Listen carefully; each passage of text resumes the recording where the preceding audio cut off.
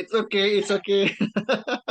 Enggak kok, Gak apa-apa, kita justru senang banget. hopefully yang diomongin bagus-bagus ya. Bagus, bagus banget Amin, semuanya. amin. Malam ini Elsa silakan sebagai ini Elsanya. Elsa sebagai moderator silakan. Selamat malam Kevin, selamat malam teman-teman. Terima kasih untuk diskusi kutu buku Hai, ini. hai, halo, Kutu buku, malam ya, Elsa. ya. Ini senang sekali Kevin bisa join dengan kita. Lili dan Indrina Basara, teman baiknya sejak kecil, mendirikan klub kutu buku di bulan Juli tahun 2020. Sejak itu kita Mhm. membaca satu buku per bulan, dan kalau pengarangnya masih ada, kita undang pengarangnya. Dengan networknya Lili dan Indrina yang besar sekali, kita berhasil memanggil semua pengarangnya. Aku kasih Oh, waktu wow. dan tempat ke Lili untuk jelaskan sedikit tentang kutu buku. Boleh. Hai Mas Kevin, terima kasih atas kehadirannya. Kita sangat senang sekali bertemu muka dengan langsung dan sudah baca-baca bukunya.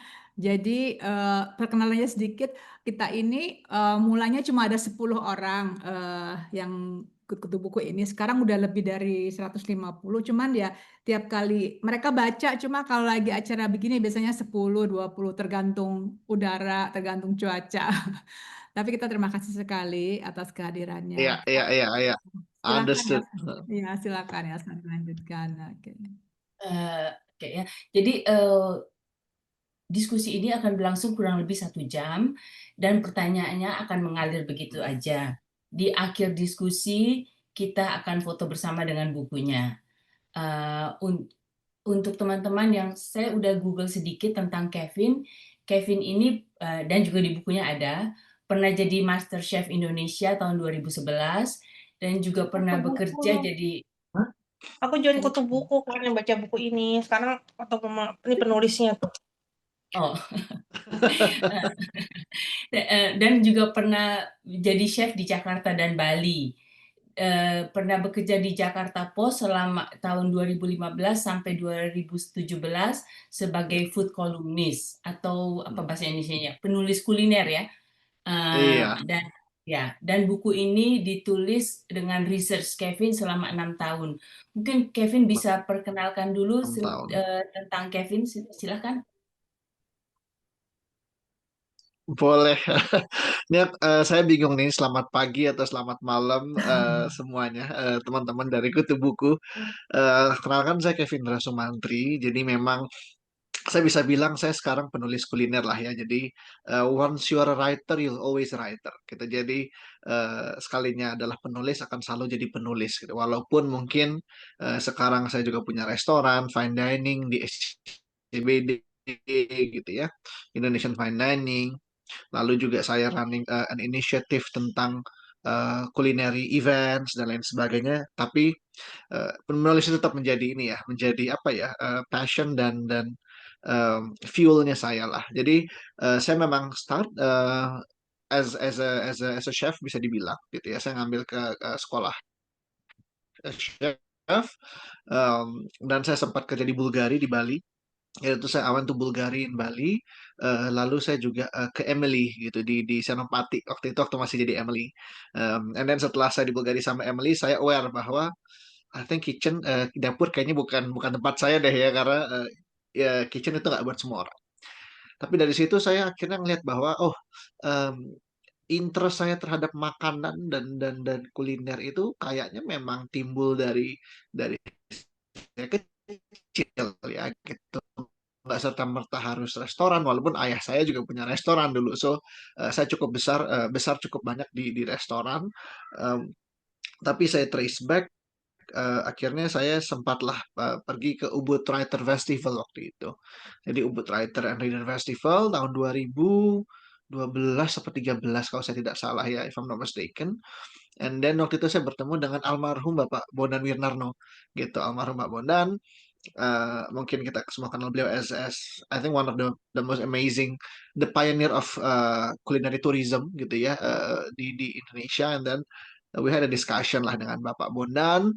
Lalu dia bilang, Kevin, kenapa nggak coba untuk nulis aja tentang makanan? Lalu saya kayak, aha gitu ya, saya langsung oke. I think itu adalah ide yang menarik karena um, saya nggak pernah aware bahwa ada um, bisa dibilang apa ya, ada masa depannya di Indonesia gitu. Karena saya tahu memang ada sosok seperti Ibu Suryatini Gani, saya tahu memang ada sosok seperti Laksmi Pamuncak gitu ya, uh, and other names lah. Cuman setelah itu era-era setelah tahun 2010 itu saya merasa memang ada gitu. Tapi ya, I give it a go. Itu waktu itu tahun 2014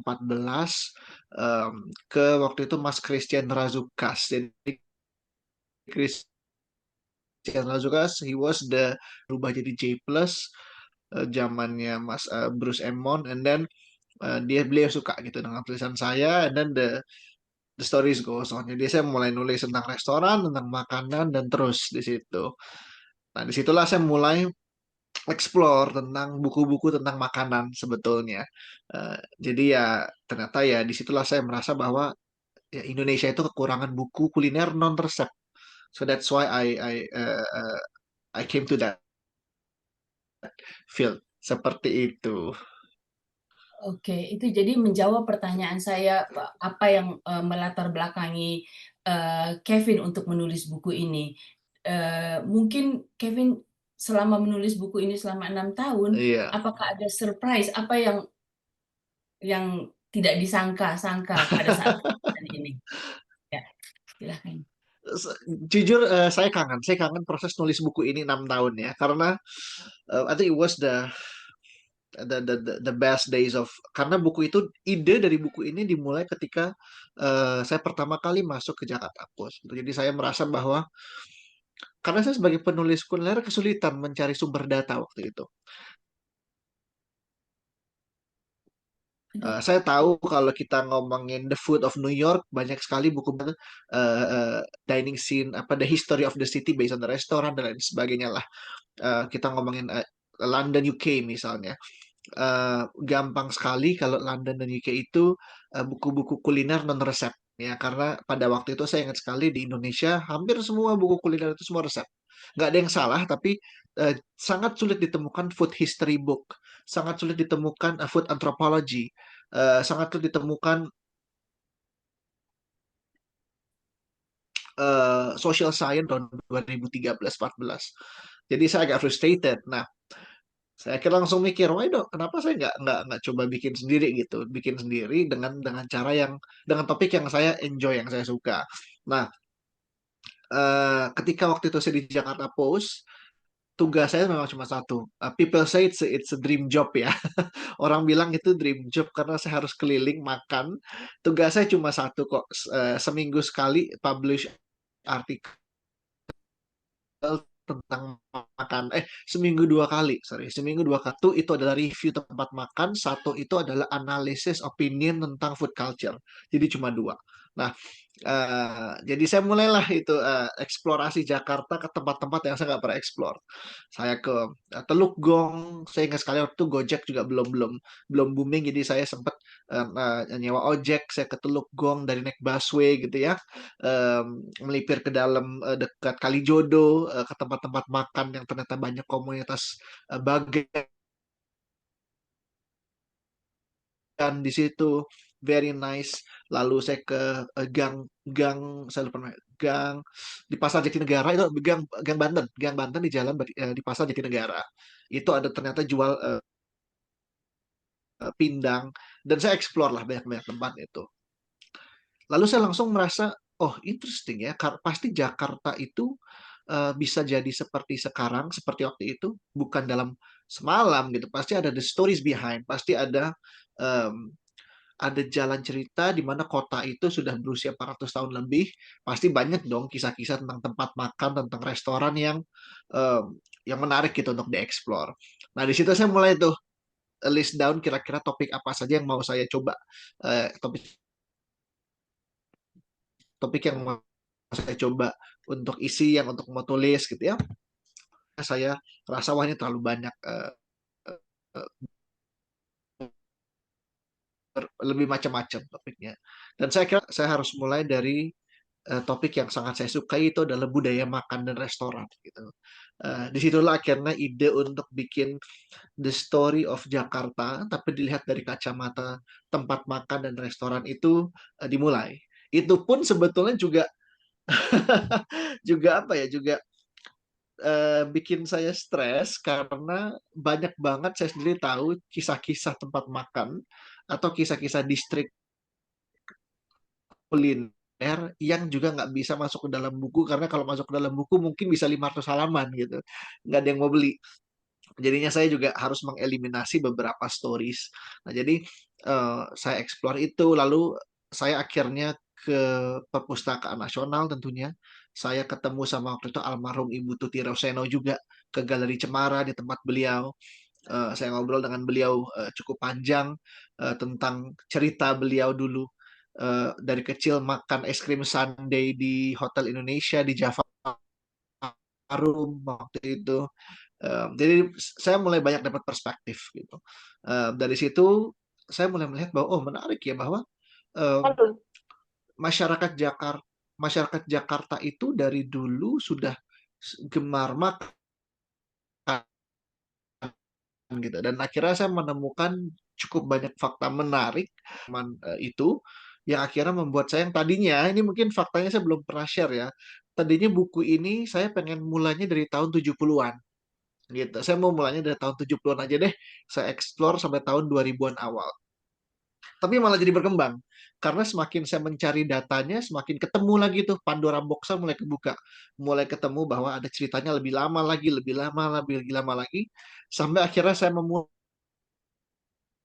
buku itu dari kisah penemuan di tahun 1815 gitu. Jadi sudah sekitar 200 tahun lebih.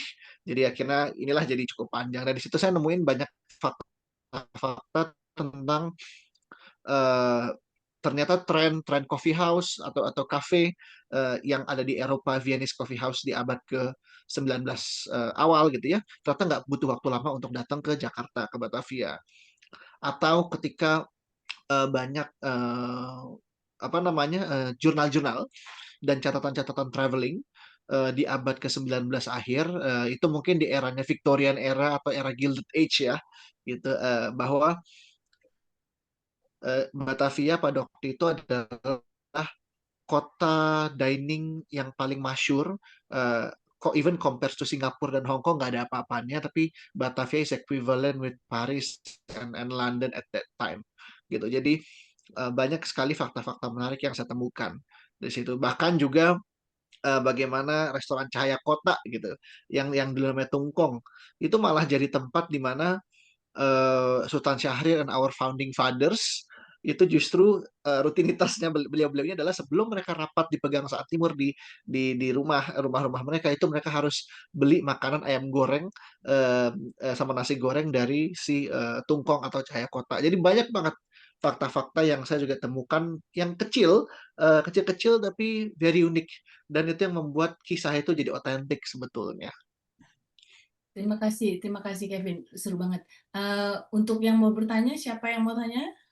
Silahkan, Inggita. Inggita. Makasih. Terima kasih Elsa. Makasih Kevin. Halo Kevin. Halo, Kenalkan saya halo Bu. Inggita. Apa kabar?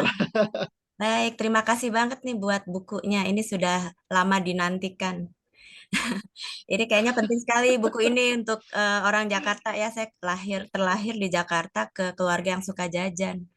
Jadi Nah, itulah penting Mbak. banget kan. Bapak saya ini food adventurer, terus mertuanya juga.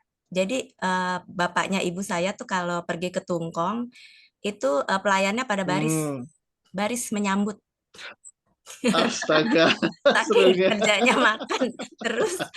Tapi saya jadi kalau saya sih generasi Cahaya Kota ya, jadi saya nggak tahu tuh Iya, waktu itu Tungkong. Tungkong. Nah, terus sebenarnya gini, sebenarnya kan the devil is in the detail ya. Betul. Kalau ini kan ada restoran-restoran Menteng. Nah, kebetulan ibu saya tuh rumahnya di Menteng. Jadi familiar banget. Udah Ya, sekolahnya di UI seberangnya gitu. Besuki. Oh, gitu. Dia tuh rumahnya sekarang jadi LBH. gitu.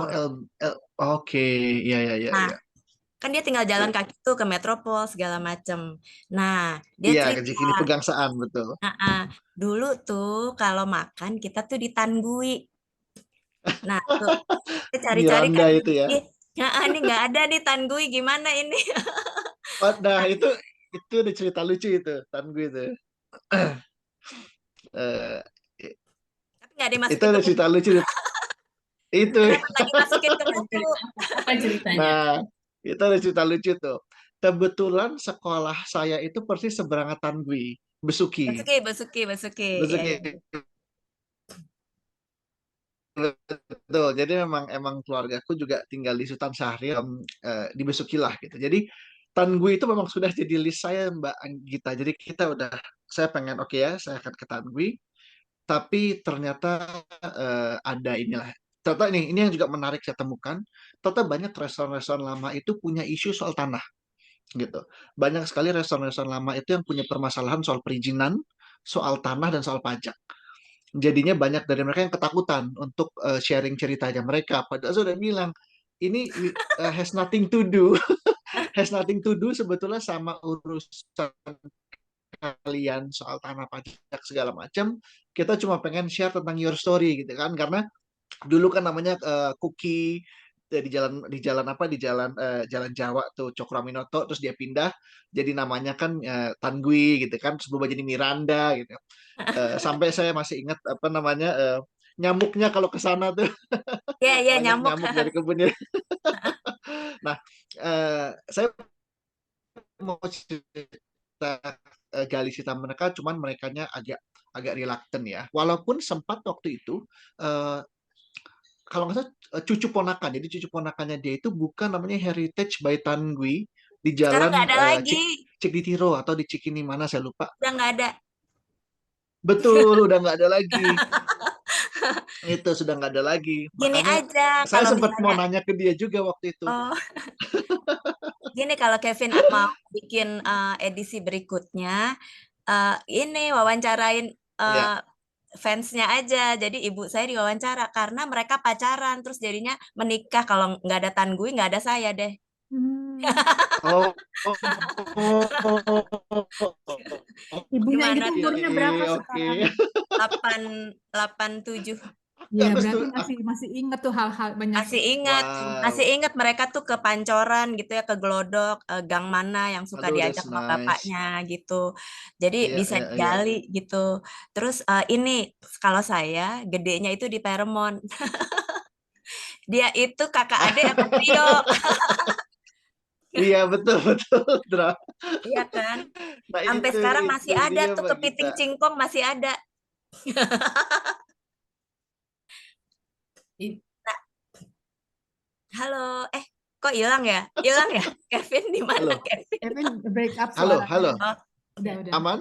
Sudah? Putus-putus ya, tadi. Kevin Suaranya ditunggu ya ini apa edisi berikutnya. Sama ini Kevin aku titip ya, jangan ada ini misspelling kayak Haji Ma'ruf gitu-gitu. Terus apa Oh, ada iya, iya, nama iya. nih yang apa New apa sih Holland gitu Iya, lah. Nah, itu tuh pas di judulnya. Jadi tuh agak mengganggu, iya, tapi iya, nggak iya. apa-apa. Nanti kan ada edisi berikutnya. Iya.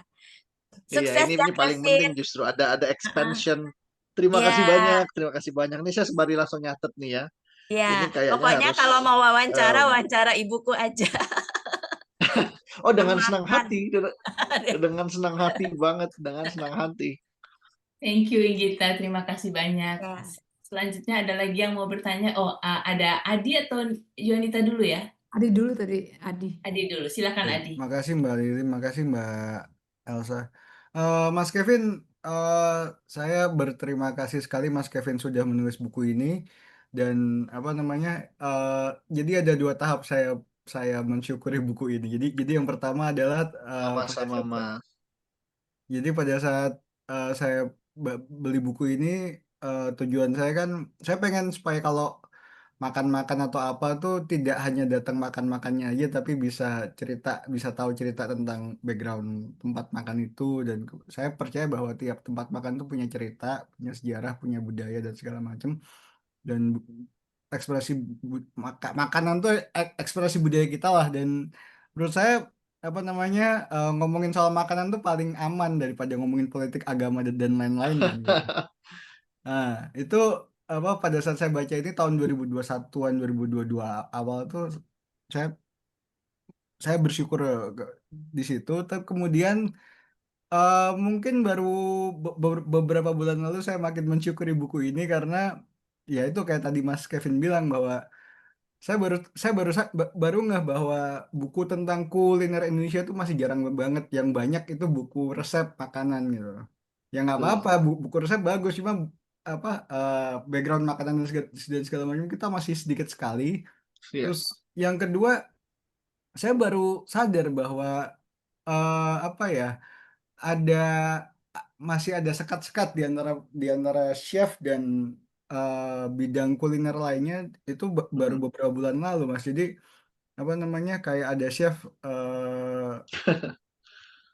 chef yang baru yang dia baru ngeh dengan nama Profesor Garningito, siapa ya, UGM itu, yang Profesor dia Murdiati perempuan. Garjito, Ah, Prof Mur. Mundiardi Garjito tuh chef Betul. itu baru ngeh itu, baru kenal belakangan. Oh, saya sih tidak menyalahkan dia ya, tapi itu menunjukkan bahwa ada keterputusan di antara Hmm, para pelaku F&B kita gitu, dan, setuju, dan apa setuju. namanya, dan makanya buku ini semoga menjadi salah satu yang bisa menjembatani lah gitu. Jadi kita Wah, bisa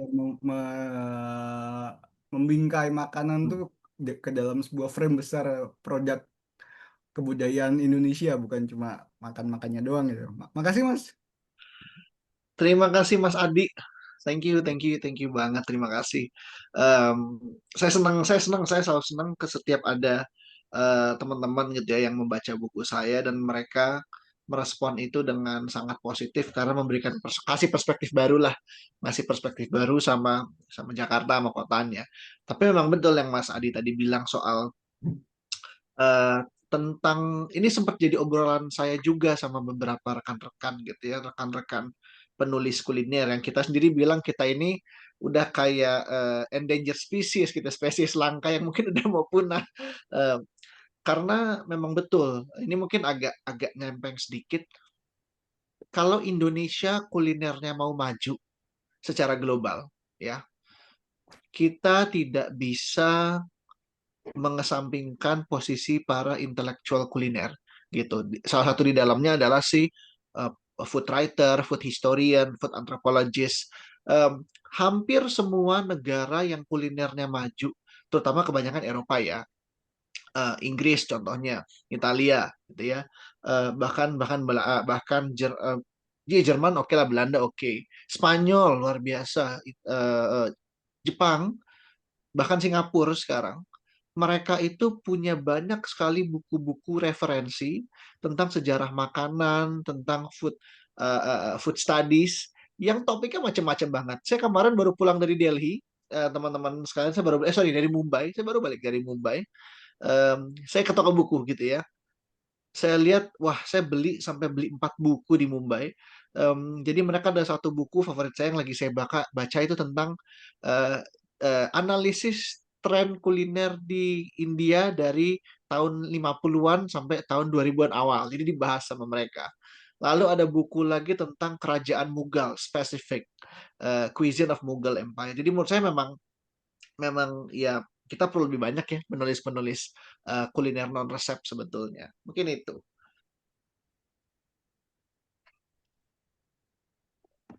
Terima kasih Kevin. Adi Makasih cukup? Mas. Ya, silahkan Nita untuk selanjutnya. Makasih Elsa. Ya. Ya, selamat malam Kevin. Halo, halo Mbak Nita. Ya, panggil saja saya Juwin. Hai Mbak Juin. Oke, Oke, saya terima kasih banyak bukunya. Seperti sama-sama. tadi saya cerita ke Lili, itu seperti saya mengenang masa kecil saya. Oh, Terutama wow. lihat restoran Canyan. Saya tetap ke restoran Canyan. Karena saya masih ingat sampai sekarang kursi rotannya di luar. Kan Sabang Ya, tuh masih oke benar. ya dulu ya. Betul, Dan betul. rasa es krimnya. Terus Baltik sampai sekarang saya masih beli. Iya. Oh, iya di Senen. Aduh, Masih Dia tuh ada. masih ini nggak sih Mbak? Masih terima WhatsApp nggak ya? Apa mesti beli di sana langsung ya? Mereka bilang kita bisa telepon, WhatsApp, terus bahkan Oh, kita suka kalau lagi ke Senen ke sana ya, tuh mereka bisa ya, kok, bisa. Nah, tapi sama seperti Inggita, ada pertanyaan. Justru dari buku ini yang ketika saya selesai tamat nih ya. ceritanya, ada satu restoran yang menurut saya ikonik juga ya, Oasis Restaurant. Oasis, betul. Nah, kenapa tuh, Vin? Boleh. Kenapa Nah, nggak dari bukunya? oke. Kalau Oasis, jujur saya pengen bikin buku satu khusus tentang dia, gitu. Oke. Jadi memang sama seperti pertanyaan orang tentang kenapa restoran lama di Glodok nggak ada, gitu. Mm-mm. Itu banyak juga saya tanya, Glodok atau mungkin Oasis dan bahkan Hotel Indonesia secara spesifik, gitu. Karena saya Mm-mm. begitu saya tahu beberapa cerita tentang restoran Oasis ya, Mm-mm. saya bilang wah ini Oasis nggak bisa cuma sekedar satu paragraf atau nggak bisa cuma sekedar 2 halaman nih gitu. Oasis deserve its own book karena story-nya mereka sangat banyak. Jadi saya sempat ngobrol sebentar sama Pak Muharam Endi, GM-nya Oasis tuh, Pak Endi agak Mm-mm. gemuk. Pak Eh, Muharam, Pak Muharam betul Pak Pak Muharam Muharam. itu pun dia bilang bahwa wah Mas ini ceritanya banyak sekali gitu. Kita waktu itu ngobrol lebih lah, dua kali eh, sampai 2 jam 3 jam itu nonstop. Saya bilang wah ini nggak bisa cuma diselipin doang nih, mesti satu buku sendiri gitu. Jadi memang rencananya itu. Dan sebetulnya eh, ini menarik sekali Mbak Juan. Saya lagi nulis novel. Ah, Mbak Juin, sorry. kan adik saya. Sorry, saya lagi nulis Nggak apa-apa. novel. Ah, Dan novel saya backgroundnya adalah tentang Oasis ya, gitu. karena Oasis itu semua bagiannya tuh menarik. Cara Setuju. mereka merawat kain-kainnya. Terus tadi saya Ya, cerita sama Lili, karena kan ada tamu-tamu negara datang. Saya betul. lupa siapa namanya, mungkin saya bilang Pak Muharam itu Pak Oom.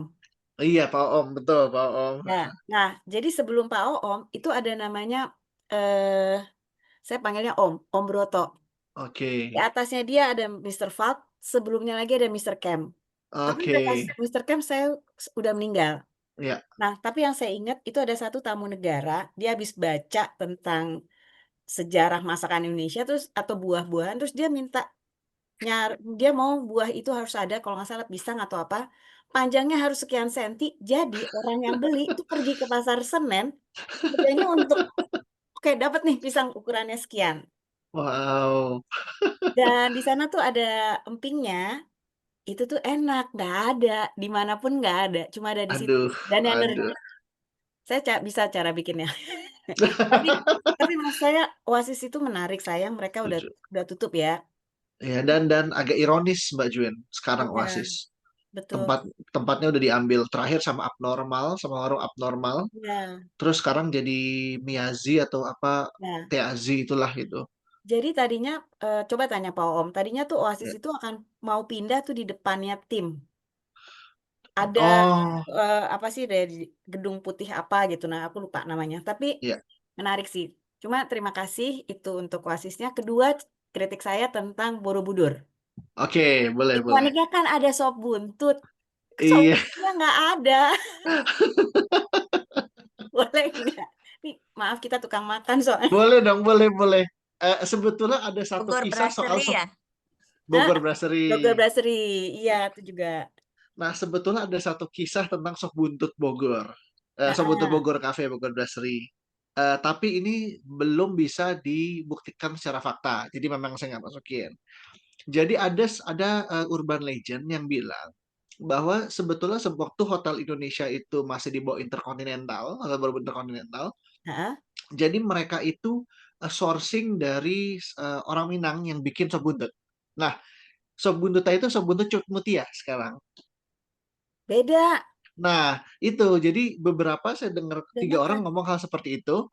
Jadi mereka Ah, dulu katanya adalah sourcing itu karena mereka belum ada khusus lah, masih ada keterbatasan.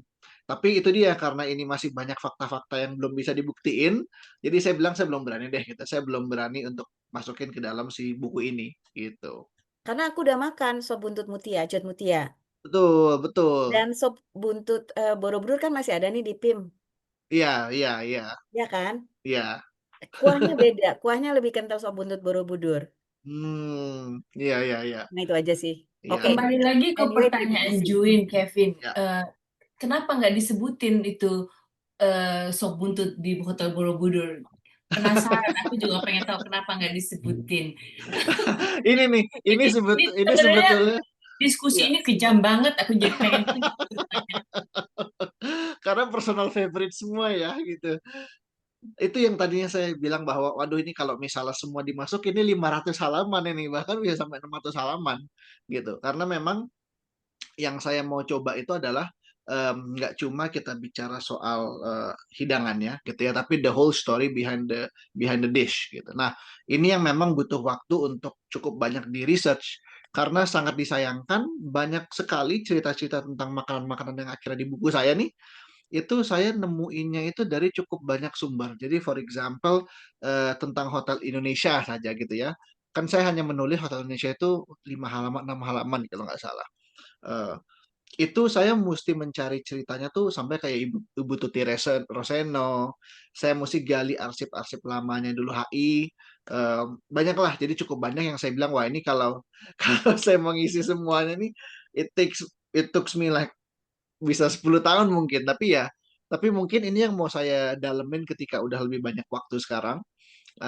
Dan saya juga jujur banyak ditantang oleh selain diperlengkap, tapi kenapa nggak dibuat dalam bahasa Inggris juga supaya bisa dijual internasional? Terus saya juga banyak ditanyain gitu ya. Saya rasanya akan doain saja mungkin in the next year ini akan masuk ke satu prioritas saya juga gitu untuk extended version istilahnya untuk Jakarta dan yang history.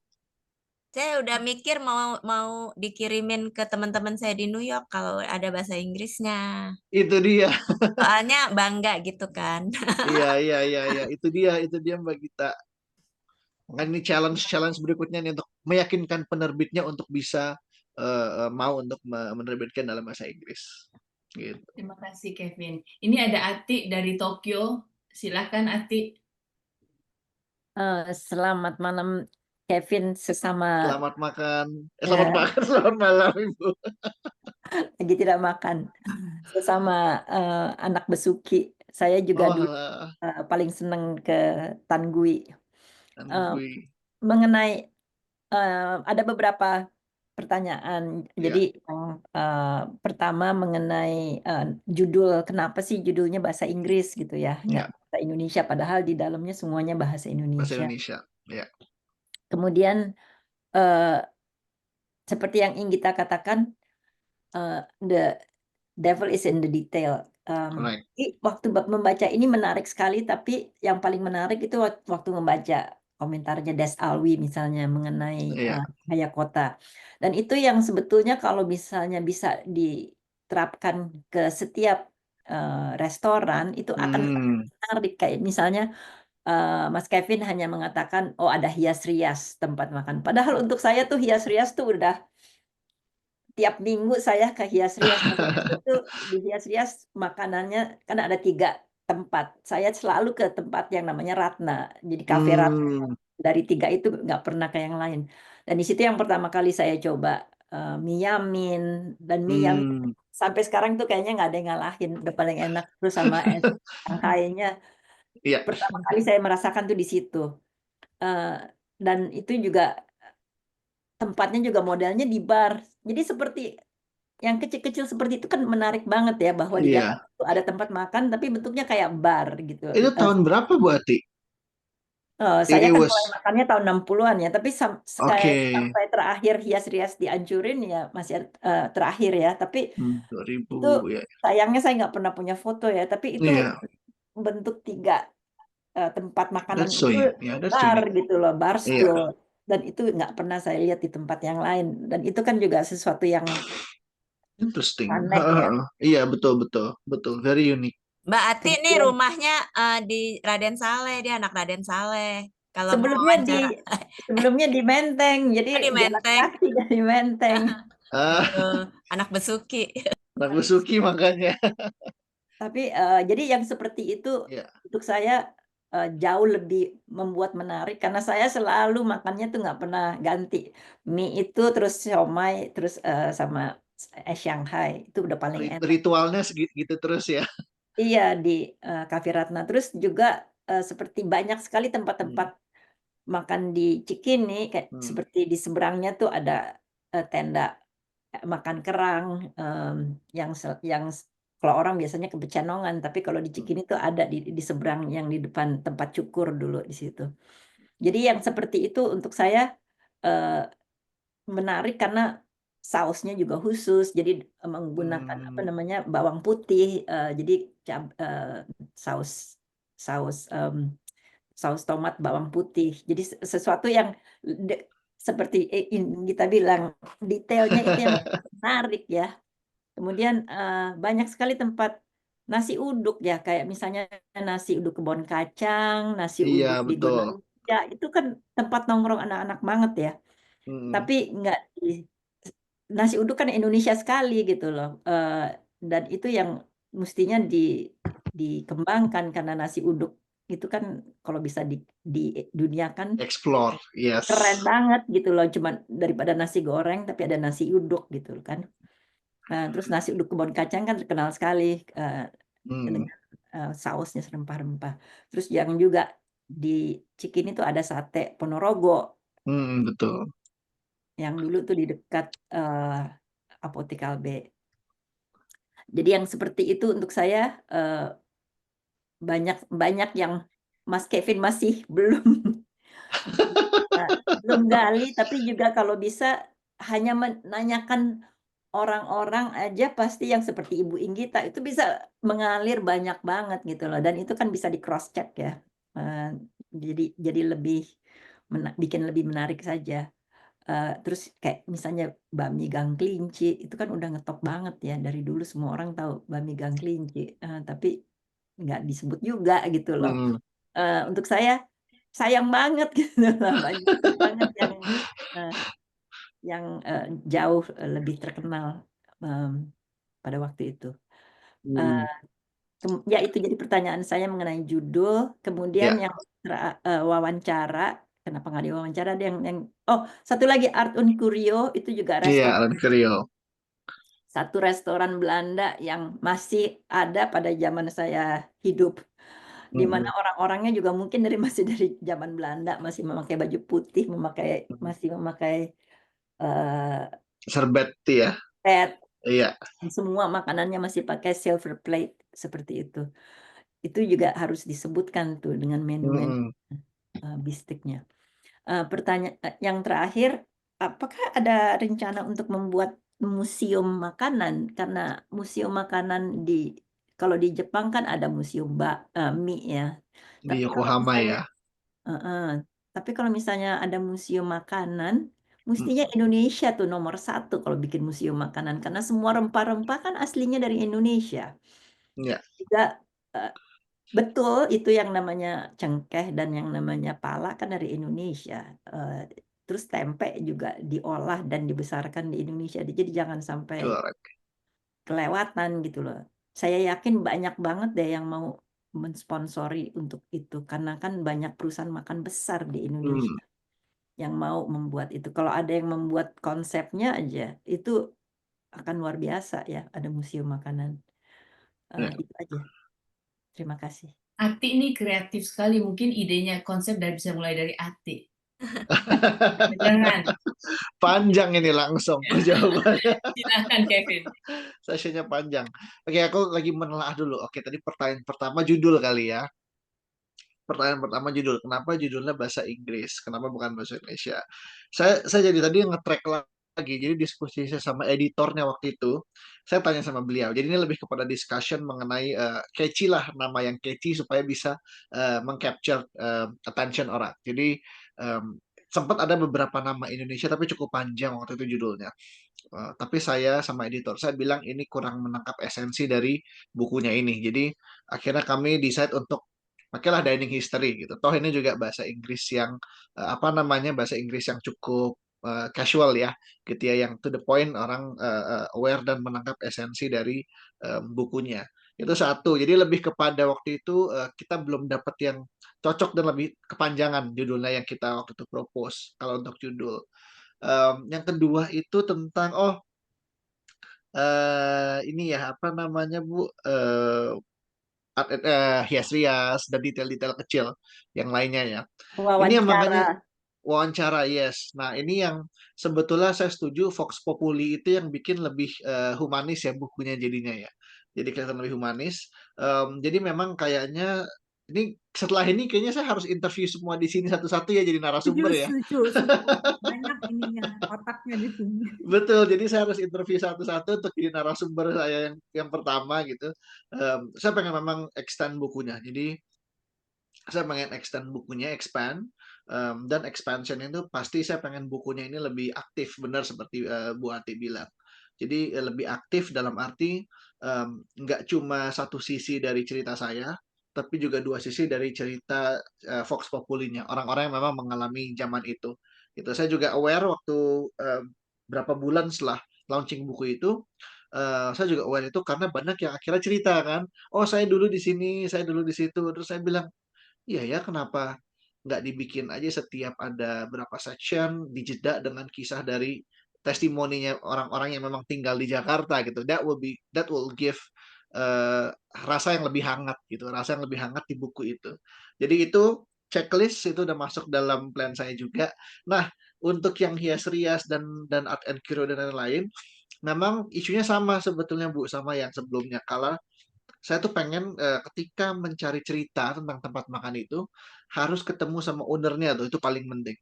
Saya harus ketemu sama ownernya, saya harus ngobrol sama ownernya dan harus benar-benar menggali. Jadi nggak cuma dari sisi penikmat, tapi dari sisi pemilik gitu. Nah, isunya yang paling sering adalah di pemilik gitu. Jadi antara memang dia sudah nggak berurusan lagi dengan restorannya atau dia sudah pindah keluar kota atau banyak sekali yang sudah meninggal berpindah tangan. Nah, itu yang buat saya oke, ini kayaknya mesti butuh waktu lebih lama, betul-betul harus lama setahun penuh atau mungkin 2 tahun fokus untuk eh, mencari data tentang tempat makan ini gitu. Eh, Gimana Ati, udah terjawab semua pertanyaannya? Mengenai museum. Oh, wah museum. Jujur, ini pernah jadi diskusi saya dengan beberapa dan cukup banyak rekan. Jadi kita sempat ngobrol soal namanya Museum Boga tahun 2019. Jadi kita sempat ngobrol soal Museum Boga tahun 2019. Saya juga sempat ngobrol dengan Mbak dari Jalur Rempah ya, komunitas Jalur Rempah. Eh, isunya sebetulnya satu Bu Ati. Jadi memang kita itu sangat amat terlambat untuk menggali sejarah kuliner. Jadi ini adalah fakta yang mungkin nggak banyak orang tahu bahwa topik tentang kuliner menjadi topik populer selain resep gitu ya, dan mulai digali secara dalam sejarah-sejarahnya. Sebetulnya di Indonesia baru secara masif dilakukan di era tahun 2008 ke atas. Sebelum itu memang sudah ada jurnal-jurnal dari Profesor Bodiati Garjito, dari Ibu Suryatini Gani itu tetap masih ada. Waktu beliau kan bikin Lembaga Gastronomi Indonesia kalau nggak salah tahun 80-an gitu. Eh, itu sudah ada. Cuman hanya 1-2 orang yang melakukan itu dan baru menjadi populer ketika dunia kuliner itu secara global populer di tahun 2000 pertengahan. Nah, ini yang saya sering ngobrol dengan sosok seperti Fadi Rahman, dengan sosok seperti siapa namanya Profesor Murdijati waktu sebelum COVID. Jadi memang eh, baru secara masif digali itu baru sekarang-sekarang Ibu. Jadi memang kita punya ketertinggalan yang cukup panjang untuk mencari cerita dan sejarah makanan dan juga budaya makan kita. Gitu. Jadi itu waktu itu cukup panjang. Contoh deh ya, contohnya kita bicara Filipina gitu ya.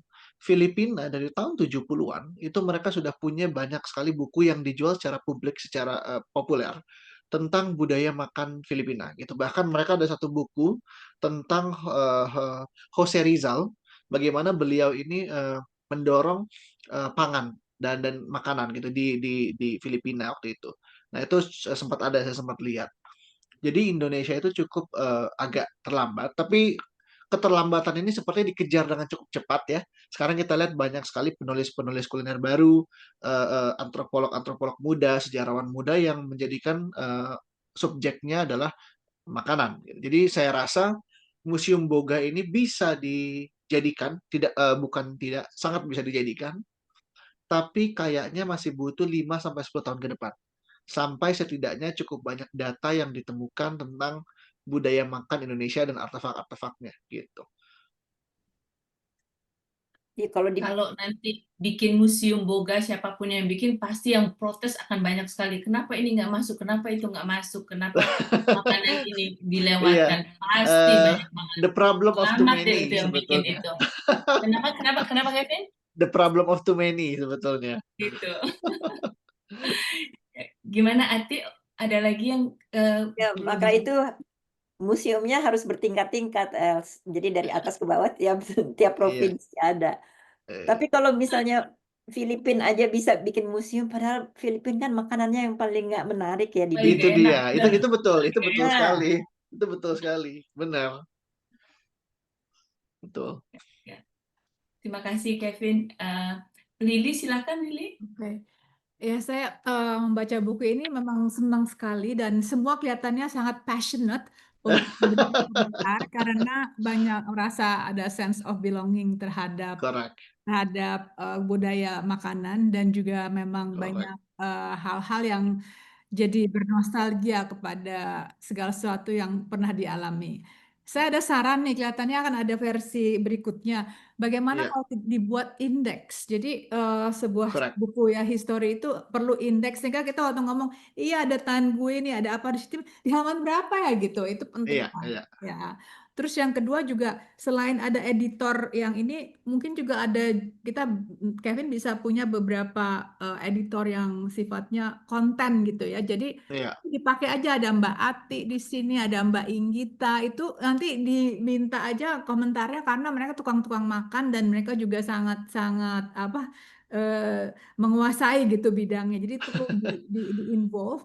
iya. Pertama mereka pengen lihat hasil yang terakhirnya bagus karena ini Hmm, pembaca-pembaca yang piawai. Jadi pasti memang tujuan akhirnya pengen lihat buku yang bagus. Terus beberapa hal juga saya terus terang sih ada komentar sedikit itu waktu di bagian yang sejarah Belanda segala itu kelihatannya cukup detail tapi waktu masuk ke 70 ke 8 itu seperti kayak beda gigi gitu, beda persneling. Jadi itu kayaknya yang mungkin juga mesti dilihat supaya lebih smooth iya. kesannya. Jadi seperti apa namanya agak copy paste kok yang ini ada bahannya jadi di ini yang ini Hmm, kurang research gitu. Tapi memang saya rasa akan jauh lebih bagus ke depannya yang versi ke berikutnya dan iya, semua kita di sini akan mendukung betul deh dengan inputnya dengan memberikan narasumber yang akan membantu karena akan jadi buku yang sangat menarik sekali dan akan lebih tebal dan lebih menjadi resource dan mudah-mudahan masuk ke sampai tahun 2020.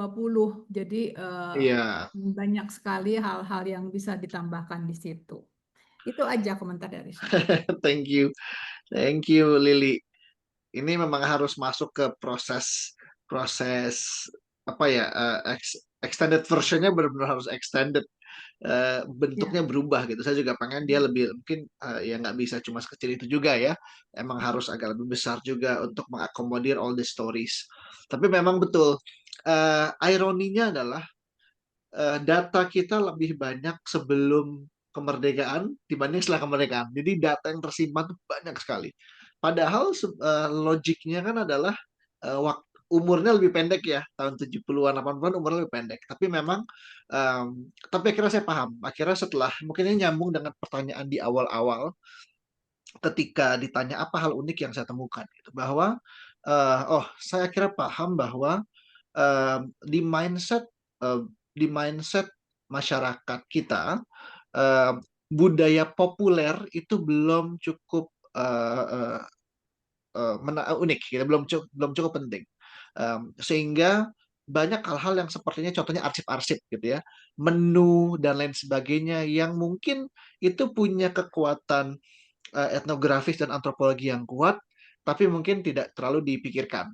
Makanya sangat banyak tempat-tempat makan yang mereka nggak megang arsipnya ternyata.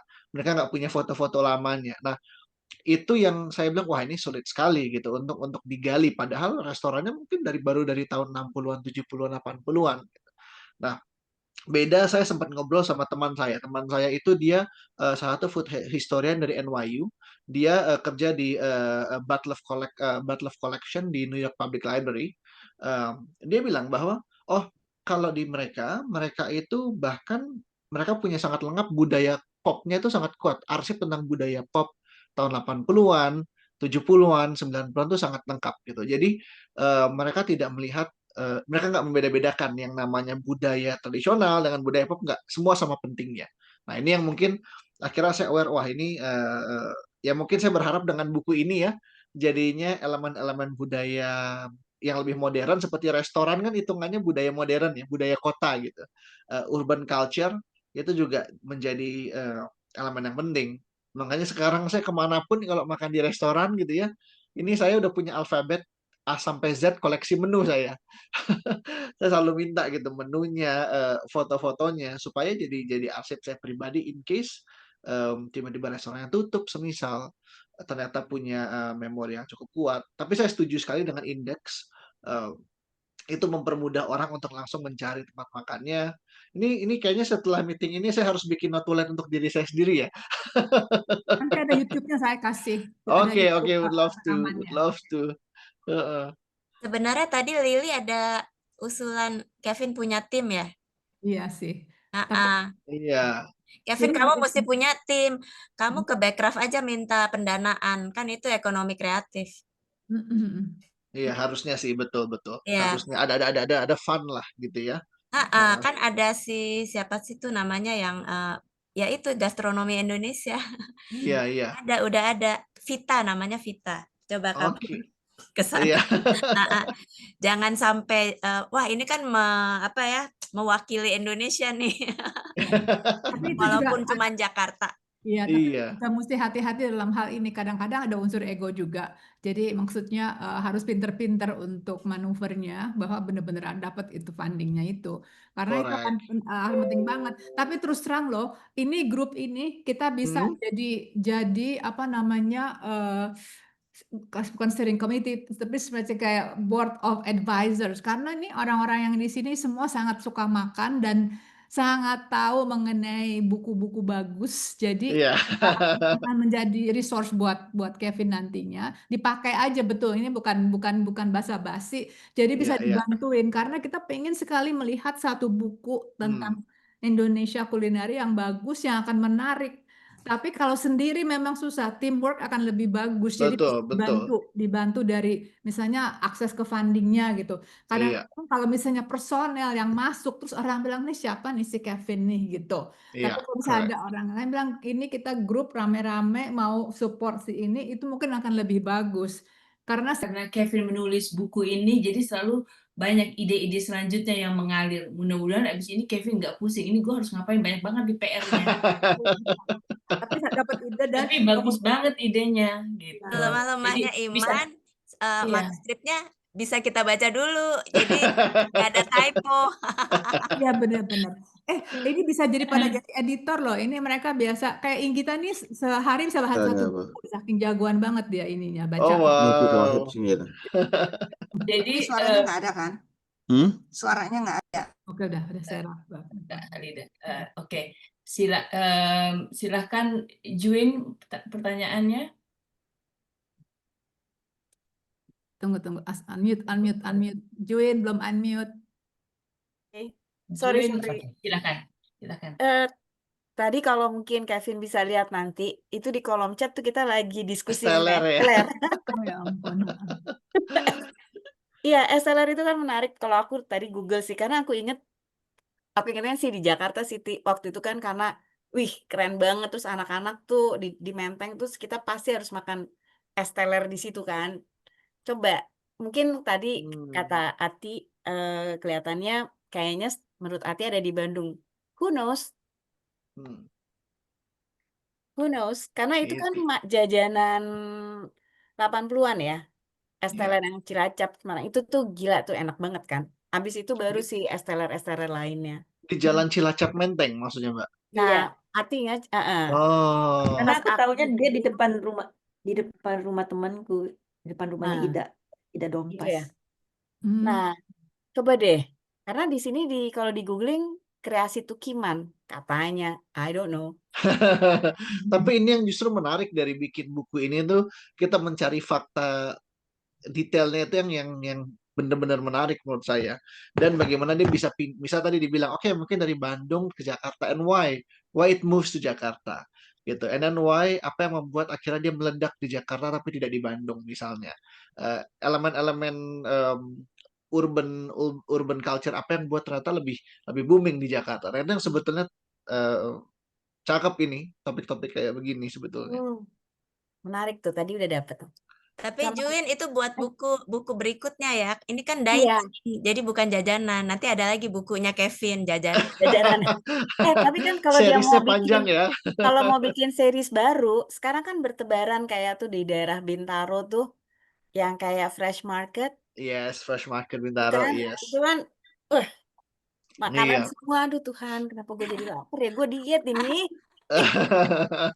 Tapi Kevin usulanku yang 90 lupakan aja, yang kuno-kuno aja dulu. Nah itu, Bikin buku yang Iya, ya betul. 100%. Yes. Ini mungkin belum 100%. Kamu bikin 100%, yang 90 tuh lupakan aja karena terlalu Iya. deket sama kita. Oh. Udah masuk mall culture. Betul, udah masuk mall Menarik culture, juga sih. betul. Serunya padahal sampai ke 2020. Ini udah konflik banget nih keinginan. Justru harus dibagi, betul. Memang yang era sebelum 90-an pembabakan. Iya. Nah, tapi Kevin kalau mau bikin Oasis satu buku sendiri, kayaknya harus cepetan deh. Karena kan Karena bentar masih ada nanti. iya, karena Tante Kinka udah nggak ada kan, Ibu Tirto, istrinya. Ibu Tirto, betul. Nah, Bu Tirto udah nggak ada. Iya, betul. Itu kalau nggak salah Alex Kawilarang. Saya nggak tahu apakah siapa tuh yang masih ada di situ lagi gitu. Dan saat ini memang Pak Om kan yang terbaru. Iya, iya. Maksudnya yang belakangan. Nah, mumpung Pak Brotonya tuh masih hidup, kayaknya udah tinggal mereka berdua gitu deh. Mbak Juan ada kontaknya Pak Om nggak ya? Saya tuh ada yang lama tapi kayaknya udah ganti mungkin. Saya harus cari lagi ya. Nanti coba saya cari. Ada sih Boleh. mantan Oasis. Coba ntar saya tanya. Boleh Ya. boleh sekali.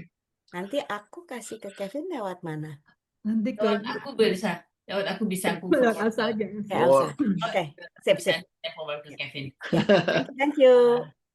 Ada lagi yang mau tanya? Satu lagi tuh ada Indira. Oh, Indira silahkan Indira.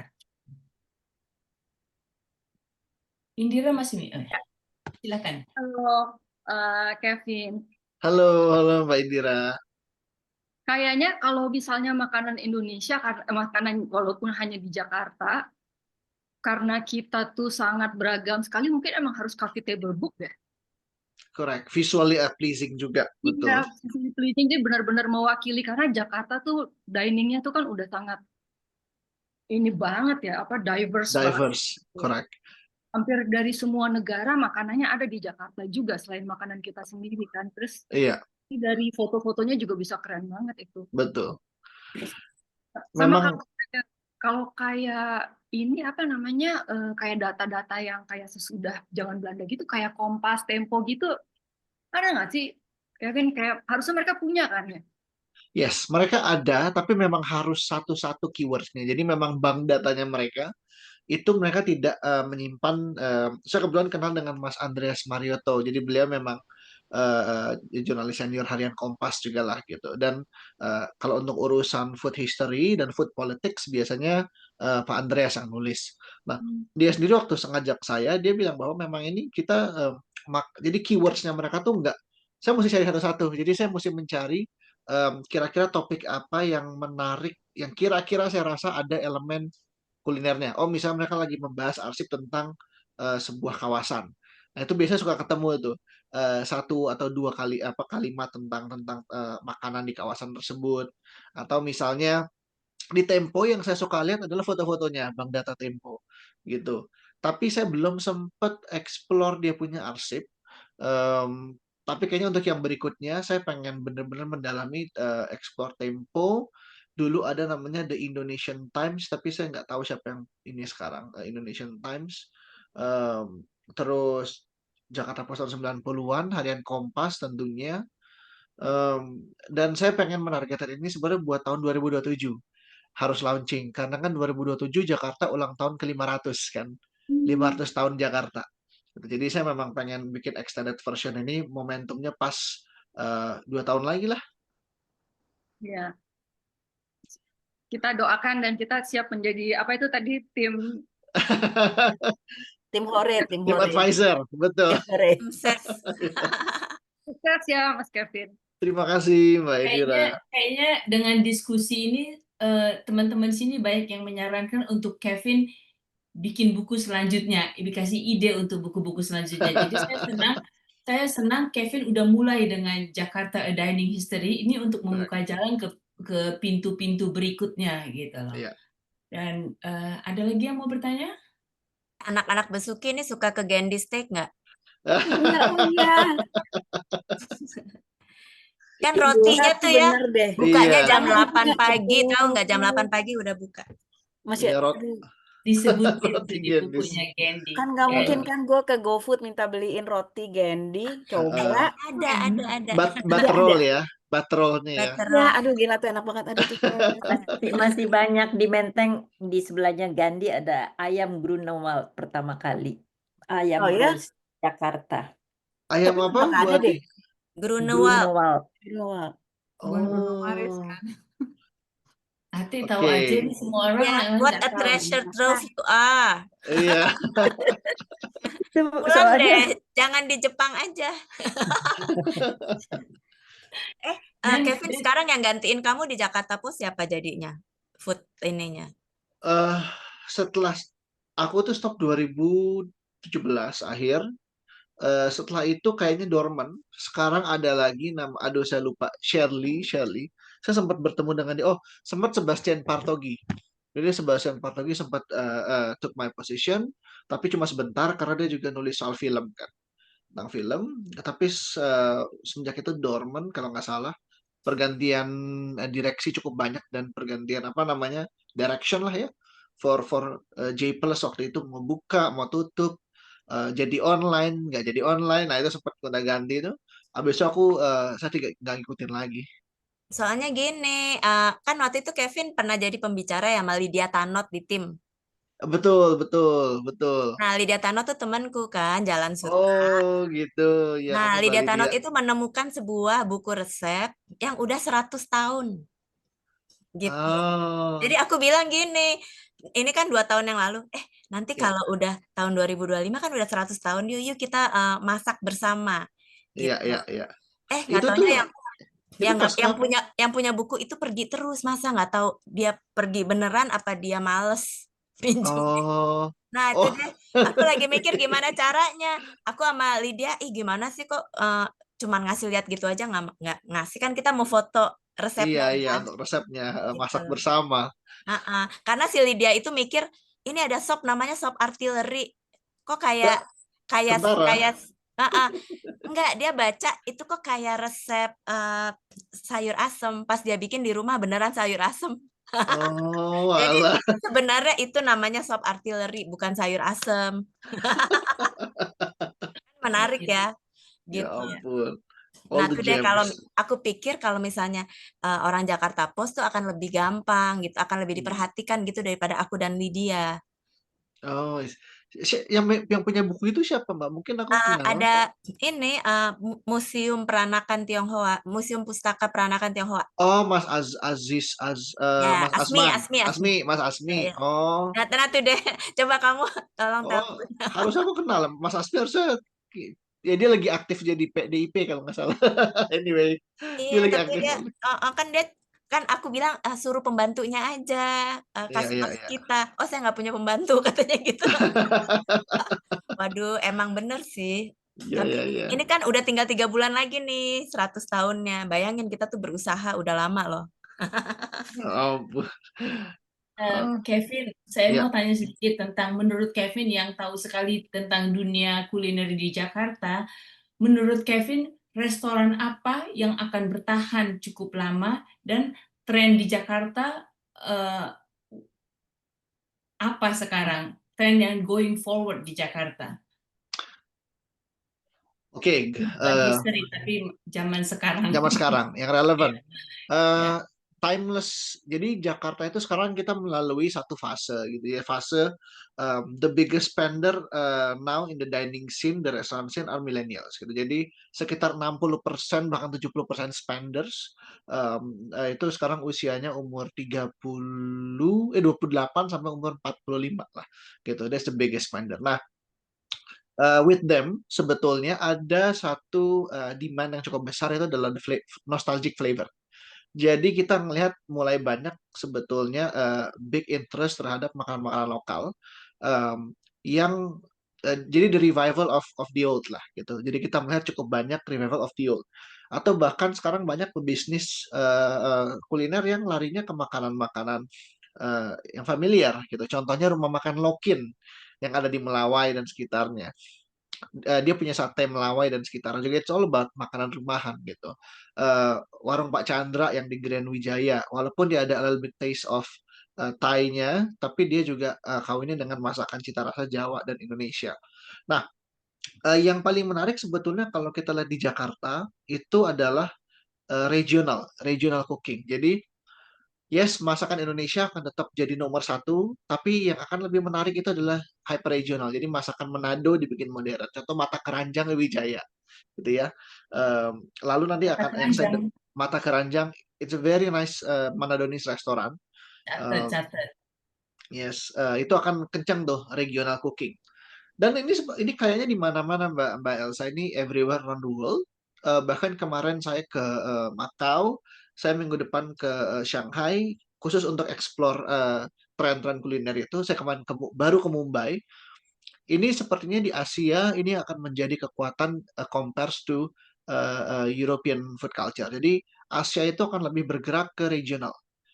Gitu. Jadi sekarang kalau kita ke China, for example, ke kota-kota besarnya, mereka udah nggak ada tuh ngomongin chef-chef baru itu bikin restoran-restoran Prancis atau Italia atau apa, udah nggak ada itu.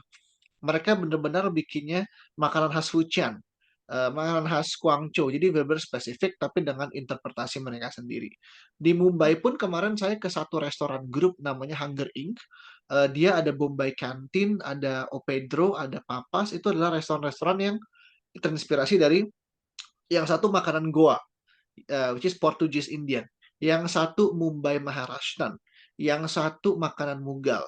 Tapi dengan gayanya modern mereka sendiri-sendiri, jadi nggak ada tuh makanan foreign-nya di situ. Nah, saya melihat tren ini juga mulai ditangkap sama orang-orang di Jakarta, gitu. Mereka sudah mulai melihat bahwa regional Indonesian. Union Group akan buka restoran Indonesia baru. Union Group akan buka restoran Indonesia baru. Lalu Ismaya dia baru invest cukup besar di Indonesian restaurants. Potato Head Bali mereka sudah bikin komitmen bahwa mereka akan Indonesian focus untuk kulinernya. Gitu. Jadi larinya sebetulnya akan Indonesian excellence. Kayak kita ke London juga kita menarikan ada, of course ada Dishoom, you have the Bombay style ini. Lalu tapi ada juga BB's baru buka juga. I believe in the US juga hampir sama ya. Kota-kota kecil kayak Charleston, nggak kota kecil lah gitu. All this bukan lagi food culture, food city is no longer New York, no longer LA gitu ya, tapi kota-kota seperti Charleston di South Carolina, Houston of course Texas, kota-kota itu udah dilihat jadi culinary capitals. Nah Jakarta pun juga seperti itu gitu. Jadi kita ngelihat trennya ke depan seperti itu Mbak Elza. Bahwa menurut ya. Kevin ada nggak orang yang kan orang bisa datang ke Jepang, bisa datang ke Italia khusus untuk makan tujuan utamanya. Ada banyak turis yang datang ke Jakarta untuk memang tujuan utamanya makan gitu loh? Belum. Kalau ke Jakarta belum, tapi yang saya tahu tapi biasanya dari orang-orang kuliner ya, mostly dari hospitality industry. Karena memang selama 2 tahun terakhir Jakarta lagi cukup dilirik karena menang beberapa awards gitu. Jadi August contohnya itu menang Asia 50 Best Restaurant Awards. Lalu cocktail bars di Jakarta juga menang cukup banyak one of the best in Asia gitu. Jadi lagi cukup banyak sekali. Nah, minggu depan saya mengundang 14 editors. Jadi editor in chiefnya Condé Nast Traveler, Travel and Leisure Southeast Asia, Tatler Asia, lalu ada Forbes Travel, lalu ada Channel News Asia, Nikkei Asian Review, all the editors lah gitu ya. Memang saya undang ke Jakarta untuk explore nah itu kalau itu supported by the government. Itu supported by the local government. Karena kebetulan saya kenal baik dengan mereka, saya bilang bahwa yuk kita undang ini orang-orang dan we create experience lah untuk mereka Dan bisa explore tempat makan di Jakarta. di Jakarta, Kevin akan ajak mereka kemana aja? Catat nih, catat. Sebetulnya ya tempat-tempat makan yang cukup populer lah ya, karena ini first impressionnya mereka gitu. Tapi yang paling, jadi kita akan Apa? ajak mereka, kita akan ajak makan di August di SCBD, it's a contemporary restaurant. Lalu kita ajak juga makan di Kindling, it's another nice contemporary restaurant di Cikini, ya baru buka di Cikini. Lalu kita akan ajak mereka ke Dharma Wangsa Hotel, makan, mereka collaboration with Chef Ragil, kita akan bikin. Terus yang paling seru adalah kita akan ajak mereka sarapan di Pasar Majestic. Jadi kita akan ngebuk satu selasarnya Pasar Majestic yang di depannya bakso Atom tuh yang ada kursi-kursi itu, kita akan book khusus buat mereka. Jadi kita akan ajak jalan dan mereka akan breakfast with the chef. Jadi kita ajak juga chef-chef itu untuk situ breakfast sama mereka. Jadi kita akan bikin itu very nice and homey. Terus penutup mereka di Jakarta, mereka akan dimasakin sama Ibu Obin di rumahnya Ibu Obin di rumahnya di Menteng. Di Menteng, di Bean House gitu. Bagus sekali acaranya. Jadi kita emang 14 editor ya. Betul. Jadi kita akan ajak mereka untuk explore beberapa tempat makan. Jadi dapat sisi kontemporernya Jakarta, tapi dapat juga yang more traditional, dan dapat juga ada elemen of nggak cuma food tapi culture-nya juga. Makanya kita buat mereka stay di HI di Kempinski. Jadi mereka bisa enjoy beberapa ke Sarinah kemana-mana. Nanti Kevin tulis dong di mana, di Instagram atau di mana supaya kita bisa. Yes, kita sudah ada namanya indonesia.gourmet Instagramnya. Indonesia.gourmet. Yes. Kevin boleh nanya dong gosip resto. Boleh Mbak. Habis ini ada Lili yang mau tanya ya. Silakan kita. Aku kan fansnya Mandala. Nah, sebenarnya Mandala tuh pewarisnya yang mana sih dari segi rasa? Kan sekarang ada Nu Mandala apalah Sinar Mandala. Iya, itu setahu saya dibeli. Itu setahu saya dibeli semua haknya. Jadi itu sama grupnya Jioi. Oh, tapi kabarnya tuh si chef-chefnya itu kabur terus bikin ya pokoknya di sebelahnya pasar itu tuh yang di Warung Buncit yang di ujungnya pas mau belok ke Santa, bukan Santa, Mampang. Walter Monginsidi yang Mampang ya, situ. Ya. Oh, nggak tahu sih itu saya. Aku baru tahu ada mereka pindah ke situ. Nah, itu chefnya. Jadi katanya tuh sebagai pewaris. Ya gitu deh, namanya juga gosip. Kamu aja. Namanya apa, Ing? Kasih tahu dong nanti. Enggak, ini kan kita lagi nyari Mandala nih pecah kemana makanannya gitu loh. Iya udah nggak oke. Sekarang saya sih kurang suka ya. Ya silakan Lil. Iya, ini saya mau komentar aja. Kan tadi tuh yang chef yang bagus-bagus itu yang 14 editor ya. Itu kan maksudnya ke seluruh high end banget ya, semuanya bangsanya August segala macam. Itu kan satu orang makan kan sekitar 1 juta orang ya, 1 juta rupiah. Betul. Jadi sebenarnya itu masih sangat terbatas yang bisa menikmati itu. Sementara kan kalau zaman dulu gitu ya, kita misalnya kayak ke Bali aja. Saya tuh kalau ke Bali, misalnya ke Prerenan, itu saya bisa makan dengan harga 150.000 tuh dapat gitu. Nah, di kita ini karena rental cost-nya mahal banget, jadi mereka tuh udah habis di situ duluan porsi dari expense-nya, tambah cost dari food yang mahal segala macam. Jadi akhirnya sangat eksklusif gitu. Makanan yang enak tuh di Jakarta terlalu eksklusif. Nah, ini gimana caranya? Memang ini challenge banget. Untuk makanan yang bisa dinikmati dengan harga let's say 200.000 gitu, tapi udah merasa itu memang susah karena faktor-faktor yang itu semua harus pakai AC, harus ada gitu segala macam. Jadi akhirnya kita memang untuk menjadi yang namanya ibu kota untuk makanan itu akan susah karena berkelas-kelas banget. Sementara kalau misalnya semua orang mau menikmati yang kelas menengah, nggak usah kelas menengah atas tuh Iya, susah. Menengah atas sih udah mulai mikir gitu. Karena setuju. kalau misalnya cuman 400.000 berdua aja udah cuman dapat ecek-ecek banget gitu. Jadi jadi masalah. Jadi dan memang akhirnya itulah challenge-nya, orang Jakarta nggak bakal bisa bilang ini the capital of kuliner. Food, iya. Food tuh nggak Benar bisa. kata Lili, sedangkan kalau kita ke Jepang atau kita ke Italia, makanan yang murah pun enak sekali. Ya, Exactly, itu betul. bento tuh bangsanya cuman 70 ya dulu lah 70 itu masih dapat yang simple yang ini. Jadi challenge gitu. It's good dah bahwa you are inviting all these amazing people to fancy places. It's good, tapi it doesn't really bahasa Indonesia nggak akan bisa benar-benar betul-betul memberikan gambaran yang semestinya dari kuliner Indonesia. Tapi nggak apa, harus mulai dari sesuatu. Itu Betul. challenge gitu, karena problem adalah Jakarta ini properti rental tuh terlalu mahal sehingga mendapatkan sesuatu yang reasonable itu susah. Cost-nya udah kacau banget. Itu komentar aja sih. Kalau dibandingin sama Thailand gimana? Kok mereka bisa murah? Mereka murah banget, gila deh. Wah, Enak ini banget dan murah banget. Harga properti rentalnya masih bervariasi di sana. betul. Musuh terbesar bisnis makanan itu bukan supply, itu adalah landlord. Musuh terbesar bisnis kuliner adalah landlord, karena culinary business is a very low margin. It depends lah.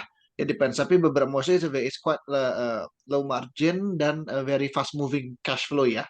Gitu. Jadi memang kenapa sebetulnya sekarang banyak bisnis-bisnis makanan yang akhirnya menghindar dari tengah kota gitu kan. Bahkan tempat-tempat yang mati, istilahnya yang udah tewas, sekarang ramai kayak Blok M itu hidupnya luar biasa. Makanya Karena begitu harganya masih murah ya, harganya masih rentalnya. sangat murah, exactly. Tapi katanya yang di pasarnya itu terusir oleh harga Iya, yang dinaikin. dinaikin. Jadi kabur semua. Tuh Betul. kan? Bener sih Lili. Betul. Yang bakal nanti akan menarik dan sebetulnya mereka sudah mulai mencoba untuk menjaga ya, itu adalah Glodok. Jadi ketika nanti MRT akan nembus ke Glodok, akan terjadi movement seperti yang terjadi di Blok M sekarang, akan hidup gitu. Apalagi kalau kita bicara soal Glodok, it's very charming ya. Tempatnya memang charming, secara historical memang kuat. Wong sekarang aja jalanan ke Glodok ditutup, istilahnya, maksudnya bukan ditutup lah, macet karena pembangunan, orang masih tetap weekend tuh ke Glodok gitu, masih rame juga gitu. Aku selalu ke sana makan. Betul. Walaupun challenging ya, Mbak ya, jalan ke sana sekarang very challenging, tapi nggak menghilangkan minat orang untuk ke sana. Nah, apalagi ketika nanti sudah clean, MRT nyambung langsung, kawasan itu akan hidup. Nah, Glodok sekarang kebetulan saya cukup kenal dengan ketua komite paguyubannya lah. Itu keluarganya Tian Liong yang udah 5 generasi di situ. Jadi Aku kenal Meta, Cimeta, yes. Nah, Meta sama ayahnya dengan adiknya Lita itu kan bikin Lit Bakehouse itu. Mereka yang sudah mulai mengguyupkan semua orang-orang itu untuk siap-siap ya, nanti begitu MRT buka, pasti akan mulai banyak yang buka sesuatu gitu ya. Nah, mereka yang akan mulai menjaga untuk supaya harganya jangan pada seenak jidat gitu, naiknya tiba-tiba, terus aji mumpung dan lain sebagainya. Nah, itu mereka kayaknya mau mulai bikin komitmen bersama itulah. Nah, itu yang tadi saya setuju yang Mbak Lili bilang bahwa itu akan sangat sustainable bisnisnya buat kalau kawasan sudah bisa seperti itu ya, komit untuk jangan dinaikin gila-gilaan gitu. Nah, itu yang sangat disayangkan di Jakarta Selatan terutama, nggak banyak yang punya awareness seperti itu. Jadi akhirnya sekarang banyak istilahnya melebar ke kawasan perumahan gitu, Jalan Wijaya, jalan yang lain tuh jadi kena impact-nya. Gitu. Jadi menurut saya I think it's because itu tadi tidak ada yang menjaga itu semua gitu, dan tidak ada dari government pusat untuk membuat plotting kuliner yang kuat. Itu yang nggak ada sebetulnya. Ya, tapi sebenarnya terus terang sih sekarang ini ada koreksi harga untuk properti. Karena apa? Karena semua orang dengan keadaan ekonomi kita yang pemerintahan nggak terlalu yakin, itu yang saya dengar tuh harga properti itu menurun sehingga akan terjadi suatu posisi di mana akan lebih reasonable gitu, harga itu lebih Oh, that's nice. zaman kemarin itu banyak orang-orang yang uang panas segala macam sehingga harga Iya, properti itu beli. Nah, iya. terus akhirnya kan kosong. Mereka coba jual turun dan mudah-mudahan akan terjadi koreksi dan akan harga yang semestinya. Karena sekarang ini agak gila gitu, ridiculous bahwa orang yang punya uang akhirnya bisa bikin restoran di Senopati gitu. Sementara akhirnya semua yang makan juga gitu-gitu aja dan nggak menarik sebetulnya buat industri kuliner, industri itu nggak menarik sama sekali. Iya. Ya. Dan apalagi sekarang yang oh, saya kalau udah ngomongin ke situ udah tarik nafas. Karena yang diomongin udah panjang. Apalagi sekarang banyak yang naruh duit itu buat money laundering ya. So Ya. Baru mau bilang Senopati itu money laundering lane. Sekitarnya lah. Iya. Sudah berkemas, Wijaya semua itu. Aku Iya. senang banget dengar Kevin cerita bahwa Glodok akan jadi pusat makanan selanjutnya di Iya. bulan Februari lalu. Saya dengan Kak Halida dan Inggita kami jalan-jalan ke Glodok gitu loh. Dan ya kita perginya hari Minggu itu karena nggak begitu macet ya. Saya nggak ngebayang hari lain untuk pergi ke Glodok. Exactly. untuk makan. Iya. Jadi mungkin Tapi Kevin memang bisa ada input kalau restoran yang seperti Lili bilang makan 200.000 enak dan suka dan kenyang pulangnya nggak marah-marah, itu di mana di Jakarta? wah, sebetulnya cukup banyak ya if kalau Apa kita misalnya? we have passions to go there and then to Jadi akhirnya kurang convenient kan. iya, betul. 2 tahun yang lalu di Glodok tuh ada laksa Penang, udangnya gede-gede 25.000. Iya. Tapi kita nggak ke sana waktu itu, Elsa. Elsa ke sana tuh paling enak ke Glodok itu. Aku cuma selalu dari Blok M naik TJ turun Naik busway ya langsung. jalan. Oh, Aduh oke. gila, itu tuh gak ada aminnya deh kalau ke situ. Nanti lain kali kita ke sana bareng ya. Nanti kita sama Kevin, kita janjian pas Elsa di Jakarta, kita jalan ke Glodok ya, Kevin. Mau Mas Kevin. Tapi kita bukan 14 editor itu ya. Oh iya. Marketnya beda. Itu kan Michelin style ini. Kita nggak. Kita dari pagi ya, kita dari pagi sampai sore. Ya, harus pagi-pagi. Ya, boleh. Betul, Elsa kapan ke Jakarta lagi, Elsa? Belum ada rencana. Nanti kalau ke Jakarta pasti dikasih tahu. Kayaknya Kak Halida ada mau bicara tadi. Oh, ya. Kedengeran nggak suara saya? Kedengeran. Ya, Kevin, kenalan, saya Halida. Halo, Ibu. Ya, saya punya teman ya, sebetulnya dari waktu ayahnya masih ada, orang Tionghoa Pontianak. Ya. Dia bikin, tapi warung tenda Teochew itu di Jalan Perniagaan Raya 45. Nah, terus sekarang kan sedang ada pembangunan, ayahnya udah meninggal, terus turun ke adiknya yang laki. Jadi bisnisnya, cuman kasihan ya kalau orang seperti itu modal sendiri pada satu waktu peak baru dibuka, terus ditawarkan satu daerah, jadi kayak food street gitu, kayak kios. Jadi satu pelataran besar, ini makanannya ini, itu piringnya bisa terus bayarnya di mana, tapi itu yang di peak itu suka tiba-tiba nggak dibayar, orangnya pergi. Nah, terus tiba-tiba PIK punya rencana lain. Jadi tempat itu dirubah, harus pindah ke PIK sebelah mananya. Jadi habis di modal, terus udah gitu nanti dia mesti bayar lagi. Akhirnya dia kembali ke perniagaan. Tadinya perniagaan 45 tuh warung tendanya tetap masih ada, Bu, perniagaan. Nah, si warung tenda perniagaan ini bulan lalu dengan sedih hati terpaksa ditutup karena nggak kuat bayar. Padahal pegawainya udah bangsa 10 tahun, 20 tahun kerja sama mereka gitu. Jadi mereka tuh kalau beli sayur fresh dari tahu kan pasar di kota tuh di Petak 9. Petak 9, betul. Kan sayurnya segar-segar terus mereka masak gitu ya. Masak cah bawang putih gitu. Jadi kita bisa lihat dan untuk orang yang nggak makan pork itu kan halal ya di situ, walaupun wah gitu. Terus semuanya sebetulnya kayak kekeluargaan depannya kelenteng. Nah, tadi barusan dibilang bahwa jadi dia jatuh bangun banget gitu karena sistemnya PIK itu nggak bagus ya, terlalu makan duit orang, udah start gitu, terus dipindah, terus mesti mulai lagi. Jadi terus dia kembali ke perniagaan, tapi sepi karena perubahan-perubahan dari ya trotoarnya, ya arus lalu lintasnya, ada pembangunan. Iya, Cuman ini saya tadi tertarik karena dibilang nantinya akan hidup karena ada betul, gitu, MRT betul. istilahnya. Nah, ada nggak harapan kalau si warung tenda itu dihidupin lagi? Nah Menurut ini menurut pemandangannya atau ya. ininya apa perakiraannya dari Hmm. Ini sebetulnya very good idea, Bu Halida. Jadi saya tadi mau lihat buku saya. Jadi saya itu punya media kecil-kecilan lah, namanya Vistin. Itu food media. Jadi kita itu memang saya melihat visinya Vistin adalah untuk explore tempat-tempat makan yang ada di Jakarta dan hopefully di luar Jakarta nantinya, yang yang deserve, emang they deserve the food quality gitu, nggak cuma viral dan segala macam, udahlah itu udah another spectrum. Nah, kami itu tahun ini baru launching Blok M Food Guide. Jadi kita kurasi ke 150 tempat makan with our own pocket. Um, kita keliling ke tempat makan di Blok M dan sekitarnya, kita distribute food guide itu. Namanya Vision Food Guide. Nah, yang ke depan yang kami akan launching tahun depan adalah Glodok. Jadi kami memang pengen curi start, bikin culinary guide Glodok, dan saya bingung sampai sekarang memang belum pernah ada yang bikin. So we see it as a apa namanya opportunity untuk kita pengen highlight Glodok. Nah, kita memang punya misi tempat-tempat seperti tadi itu Bu yang pengen kita highlight sebetulnya. Yang pengen kita highlight untuk get the chance lah.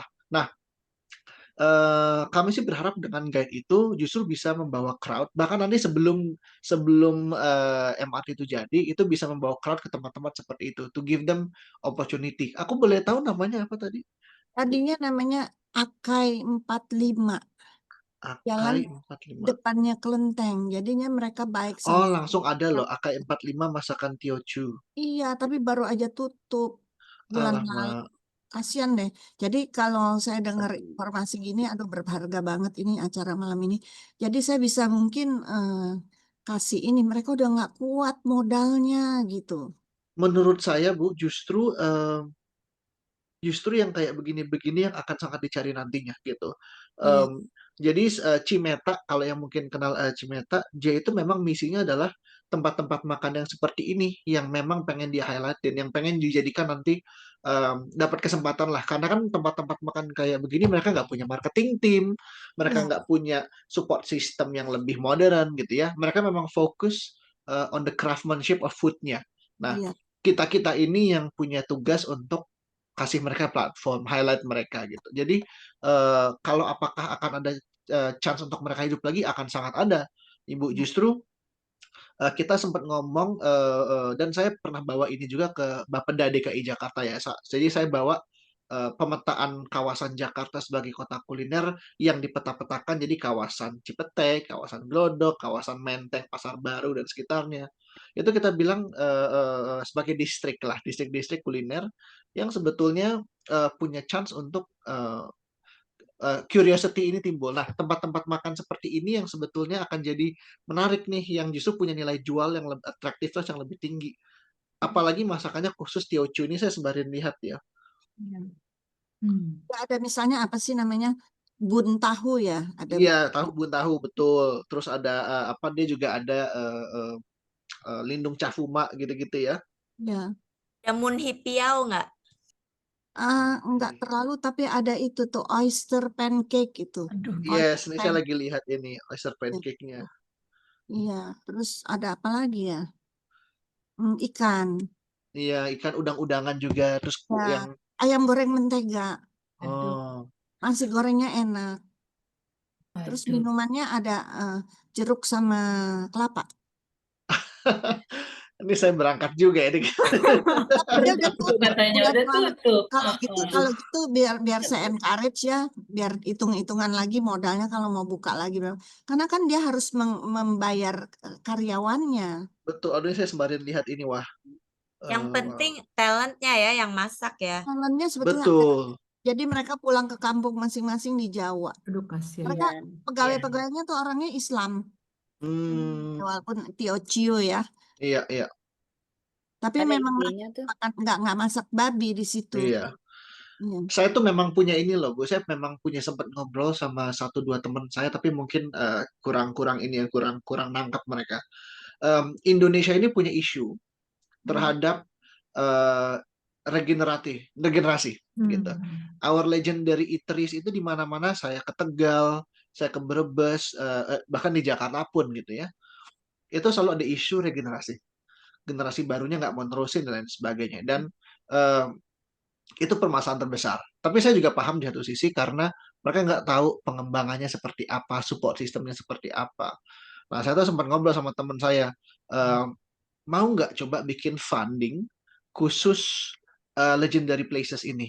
Gitu. Jadi kita lihat tempat-tempat makan yang memang bisa punya potensi untuk bisa berkembang dan memang bisa dibesarkan untuk di-fund gitu. Dan bukan cuma di-funding tapi juga di-train secara soft skill. Karena kalau saya rasa nih orang-orang untuk craftsmanship udahlah. Beliau-beliau ini udah masak selama puluhan tahun. Mereka udah hantem. Tapi kalau dari segi misalnya marketingnya atau positioning ke yang baru itu memang mungkin bisa disupport. Contoh sebetulnya Ragusa. Ragusa itu tadinya tahun 2020 udah mau tutup dia. Tapi ponakannya dia Veronica dari US pulang, sama satu lagi saya lupa pulang. Mereka khusus untuk, jadi di Indonesia saya nggak tahu ngapain, saya gedein aja sih Ragusa. Makanya kalau kita lihat akhirnya Ragusa aktif lagi Instagramnya dan bagus, desainnya bagus dan dia cukup dinamis untuk bisa ikut ke event-event offline gitu ya. Oh, iya? Walaupun dia tahu bahwa orang udah datang ke Ragusa as an icon, tapi dia tahu bahwa ini nggak cukup. Jadi dia harus cukup agresif juga. Nah, saya bilang wah ini beruntung mereka ini punya orang keluarga yang mau menerusin seperti ini. Tapi kalau yang seperti Tiao Chu ini dan yang lain tuh sangat jarang gitu. Contoh saya juga berteman baik sama Mufti generasi ketiganya Haji Ma'ruf gitu ya. Dia sampai dia akhirnya memutuskan untuk stop. Dia kuliah ambil S2 di BINUS, tapi he decided to untuk nggak kerja kantoran karena dia pengen nerusin the family business gitu, satu Betawi Haji Ma'rufnya. Gitu. Nah, dan dia ngembangin lah secara bisnisnya. Nah, saya rasa memang orang-orang ini legendary places ini memang butuh juga disupport seperti ini ya gitu. Makanya kalau saya lihat si Oasis tutup atau saya lihat apa tuh kemarin jangan sampai Canang tutup gitu ya, walaupun udah jadi hotel Cikini gitu saya aduh Canyan hebat ya. gimana sih tuh? Aku tuh kangen banget loh sama Canyan. Itu sekarang ada hotel Hotel Cikini betul. Ini ada dia cuman ada satu ini kayak freezer kayak Freezer dalamnya betul masih ada es krim canangnya. betul. Ya. Jadi Teman-teman, kayak ini resepsionisnya gitu, Iya. terus Iya. sampingnya ada freezer namanya freezer atau apa gitu. Tapi Ragusa itu kan aku ke sana kayak tahun lalu atau Iya. Iya. Dia lagi dalam proses renovasi ya. Jadi Sekarang lagi bagus. sekarang udah jadi bagus. Bagus udah Oh. es krimnya udah lebih bervariasi. Oke. Udah gitu yang Betul. kalau dulu ada misalnya Kan makan ada apa Mungkin tuh besok kita sate. ke sana. tempe di sebelahnya. tungguin. Apa di sebelah, jadi sudah lebih teratur. Kalau Iya. dulu kita makan di Ragusa terus apa masuk gitu. Otak-otak Iya. masuk.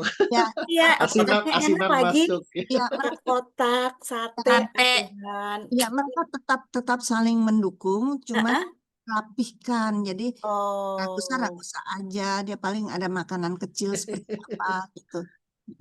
Iya Ya, sih, apa tuh kroket ya, kroketnya sambalnya tuh enak banget ya Allah ya Tuhan. benar, masih ada itu, masih ada. Masih ada ya. Teman-teman, ini Ya, udah udah jam jelasin, udah 9, jelasin. udah jam 9, udah Kasihan nih udah 2 Kevin. jam, Kevin, Kita udah 2 teruskan jam lagi nanti ngobrol. ya. Udah 2 jam Foto, kita ngobrol. foto. Sorry, Takutnya yang lain punya banyak acara, tapi sebelum kita foto saya ada hadiah untuk semuanya. Ini hadiahnya. Apa hadiahnya? Apa hadiahnya? Mana? Ini ada di bukunya Kevin. Hah? Ini hadiahnya. Apa hadiahnya? Ada di bukunya Kevin. Lagunya aja. Lenggak-lenggok Jakarta ya. Oh, Andi alah. Maria Matalata. Oh. Udah, itu aja. Oke. Kita foto dulu sekali sama bukunya Foto Kevin. dulu. Siapa yang bisa foto nih? aku Oh, nggak Kevin, ini terima Bel kasih Ayo, banyak. Bel. Teman-teman, terima Sama-sama. kasih banyak untuk kayaknya semuanya. Bel Semoga harus perjalanan Jakarta Dining History makin panjang dan Amin, ada bahasa amin, Inggrisnya bisa semua ikut menikmati. Silakan. amin. Oke, Terima 1, 2, kasih. 3. Oke, bentar ya. Thank you, Juim. Lagi, sekali lagi. Wait. Kevin, bukunya mana? Stok saya habis. Oke, 1, 2, 3. Yes. Thank you. Terima Thank kasih. you. Thank you. Terima Terima kasih kasih banyak semua. semuanya. Kasih Terima Terima semua. kasih kasih. banyak. Kasih Good luck Elsa. ya. Jadi lapar lagi deh. Iya, Iya Coba tuh. kita ketemu lagi jalan-jalan ke Glodok ya. Iya, Iya, mau. boleh iya. dikabarin. Tadi. Terima kasih ya. Sukses Yaudah, untuk acara dengan 14 editornya, Kevin. Terima kasih Iya, banyak. makasih. Yes.